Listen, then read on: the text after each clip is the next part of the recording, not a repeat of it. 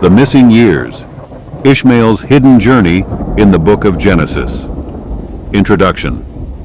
The Book of Genesis contains a striking silence in the life of Ishmael. He is born in Genesis 16, and then he disappears. The next time we see him, in Genesis 17, he is suddenly 13 years old, standing beside Abraham, about to be circumcised. What happened during those missing years? Why does the text fall silent? And what does this silence reveal about the deeper Abrahamic story? To answer this, we look at the two major episodes that follow. Genesis 21, where Ishmael is a helpless child sent into the wilderness, and Genesis 22, where Abraham is commanded to sacrifice his only son. Read in sequence, and without assuming the later editorial layers, both narratives point to Ishmael as Abraham's firstborn, beloved, and only son at those points in time. Ishmael's infancy and the test of separation. Genesis 21, verses 14 to 20. Genesis 21 describes Abraham placing Ishmael on Hagar's shoulder, and later Hagar laying him under a bush to die of thirst. This is not the picture of a 13-year-old teenager. The Hebrew word na'ar, often translated lad, covers a wide age range, but the context here, being carried, unable to walk, crying out, makes it clear Ishmael was still a young child. Then, verse 20 says, "And God was with the lad, and he grew." The phrase vayigdal, and he grew, signals a new developmental stage beginning after his infancy. Many scholars note that Genesis 21, 9-10, the sudden appearance of Sarah's jealousy, appears to be a later editorial insert. Its purpose? To justify removing Ishmael from the covenantal story in favor of Isaac.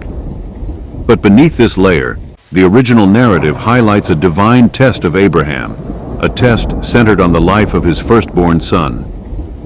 The offering of the only son, Genesis 22, verses 1 to 19.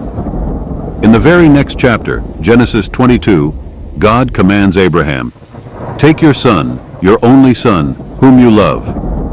At this point in the story, Abraham has two sons. Ishmael is alive, blessed, and living in Paran. So how can Isaac be called the only son?